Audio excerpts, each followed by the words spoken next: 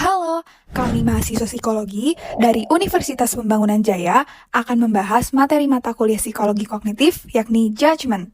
Kami dari kelompok 8 yang beranggotakan Nadira Kurniawan Mulia Anjani, Cheryl Giovanna, Sela Apriliani, Nadira Aulia Putri, dan Latifah Nyamada Kintari. Making judgments. Setiap hari kita dihadapkan dengan banyak keputusan yang harus diambil. Seperti apakah bangun pagi langsung mandi atau sarapan dulu, pergi keluar bawa jaket atau tidak. Mulai dari keputusan sederhana sampai hal-hal yang penting dan serius, seperti mengambil keputusan sosial atau saat melakukan bisnis. Keputusan yang kita ambil sehari-hari seringkali didasari pada judgment atau penilaian yang kita buat. Kita terus-menerus membuat penilaian tentang hal-hal di lingkungan sekitar, termasuk orang-orang, peristiwa, dan perilaku. Salah satu proses utama yang terlibat dalam membuat penilaian adalah inductive reasoning, atau penalaran induktif, yaitu reasoning yang didasari dengan pengamatan atau bagaimana cara kita mencapai kesimpulan dari bukti-bukti yang tersedia. The nature of inductive reasoning atau sifat penalaran induktif. Bagaimana kita berpikir dari pola pikir umum ke pola pikir yang lebih spesifik. Pola ini dikenal juga dengan nama penalaran top-down. Biasanya, ciri dari penalaran ini memiliki kesimpulan yang mungkin, tetapi belum tentu benar.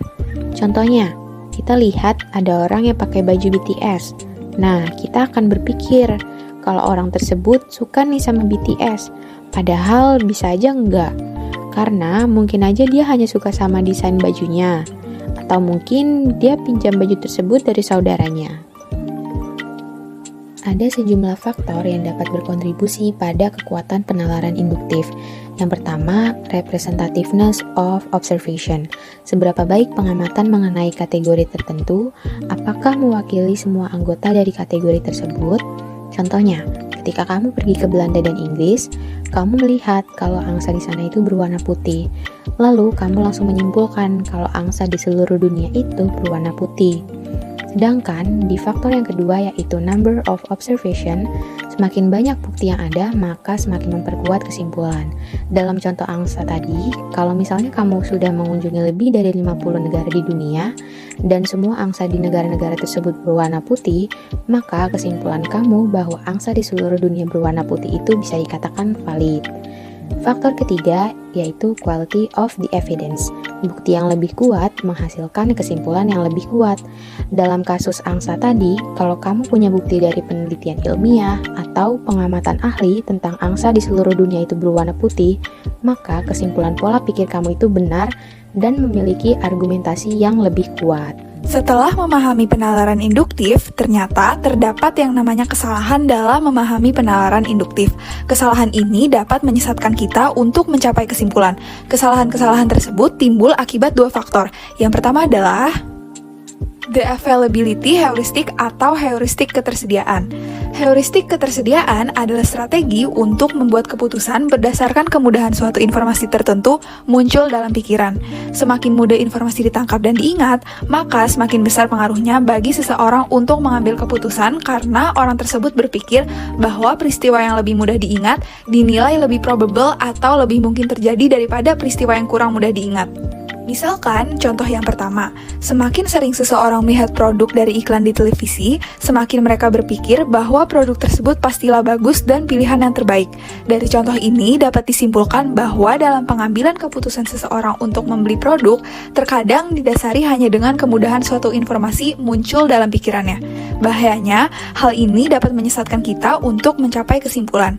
Contoh yang kedua, ketika seseorang sering menonton berita tentang kecelakaan pesawat yang dramatis, seperti pesawat tersebut tenggelam di laut atau menabrak gunung, maka orang tersebut akan cenderung tidak memilih pesawat untuk mengantarnya berpergian. Contoh lain dari availability heuristic adalah illusory correlation. Illusory correlation adalah kecenderungan individu menghubungkan dua hal yang tampaknya berhubungan padahal sebenarnya tidak. Misalkan, dalam konteks stereotip, sebuah stereotip negatif tentang karakteristik kelompok tertentu dapat menyebabkan orang memberikan perhatian khusus pada perilaku terkait dengan stereotip tersebut. Perhatian yang diberikan itu menciptakan illusory correlation yang memperkuat stereotip. Contoh yang kedua, adanya kepercayaan bahwa pasangan yang belum mempunyai anak akan dapat mempunyai anak setelah mengadopsi anak. Hal ini sebenarnya sama sekali tidak berhubungan satu sama lain. Representativeness heuristic atau heuristik keterwakilan. Apa sih the representativeness heuristic? Representativeness heuristic berkaitan dengan gagasan bahwa orang sering membuat penilaian berdasarkan seberapa banyak satu peristiwa menyerupai peristiwa yang lainnya. Contoh dari the representativeness heuristic ialah ketika kita melihat seorang laki-laki dengan penampilan rambut yang gondrong, memiliki tato, serta celana yang sobek-sobek, kita pasti akan dengan cepat mengasumsikan bahwa orang tersebut merupakan orang jahat atau preman. Selanjutnya yaitu making judgment based on resemblance. Nah, making judgment based on resemblance ini merupakan jenis informasi deskriptif yang tepat dapat meningkatkan akurasi penilaian. Jadi, ketika informasi yang relevan tersedia, menerapkan representativeness heuristic dapat mengarah pada penilaian yang benar. Making judgments without considering the conjunction rule. Di sini akan kita bahas menggunakan demonstrasi di mana seorang wanita bernama Linda yang berusia 31 tahun, lajang, belak-belakan, dan sangat cerah. Ia memiliki gelar dalam bidang filsafat dan sebagai mahasiswa sangat prihatin dengan masalah diskriminasi dan keadilan sosial, serta turut serta berpartisipasi dalam anti-nuklir demonstrasi. Nah, dari penjelasan tadi, manakah dari alternatif berikut yang lebih memungkinkan? Pilihan pertama adalah Linda adalah seorang kasir bank. Pilihan kedua adalah Linda adalah seorang kasir bank dan aktif dalam feminis pergerakan. Ternyata dari contoh soal ini, kebanyakan orang cenderung memilih pernyataan 2 karena terdapat penjelasan mendetail seperti aktif dalam feminis pergerakan yang sesuai dengan deskripsi mengenai Linda. Padahal jawaban yang benar untuk masalah ini adalah pernyataan 1 yang memiliki kemungkinan lebih besar. Untuk memahami permasalahan ini dengan lebih lanjut, dapat kita lihat dengan menggunakan conjunction rule, di mana terdapat 2 buah lingkaran dengan lingkaran besar yang merupakan pegawai bank dan lingkaran kecil yang merupakan aktif dalam feminis pergerakan. Dapat kita lihat bagaimana pernyataan 1 atau Linda adalah seorang kasir bank memiliki kemungkinan lebih besar daripada kemungkinan 2 yang merupakan seorang kasir bank dan aktif dalam feminis pergerakan. Dari sini dapat kita lihat bahwa kebanyakan orang cenderung untuk melanggar aturan konjungsi meskipun sudah jelas bahwa mereka memahaminya.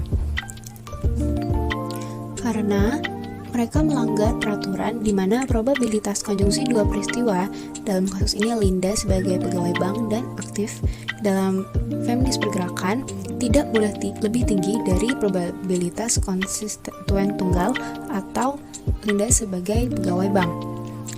Nah, melihat bagaimana banyak orang menjawab pernyataan 2, itu merupakan bagian dari heuristik keterwakilan. Preconceptions, attitudes, and judgment. Pengetahuan, sikap, dan prasangka kita pada situasi tertentu juga dapat mempengaruhi penilaian kita terhadap sesuatu. Kita cenderung fokus pada bukti-bukti yang mengarah kepada keyakinan kita dan mengabaikan informasi yang tidak mendukung. Disebut juga dengan my-side bias. Kecenderungan orang untuk mengevaluasi dan menguji hipotesis mereka yang condong sesuai dengan sikap dan opini mereka. My-side bias merupakan tipe dari confirmation bias yang memiliki arti lebih luas karena berlaku dalam semua situasi. Hal-hal ini terjadi dalam kehidupan sehari-hari dan mempengaruhi penilaian kita. Di sosial media dan internet juga memberikan informasi berdasarkan dari hal-hal yang sering kita buka atau yang kita pilih sebelumnya. Hal ini disebut dengan filter bubble.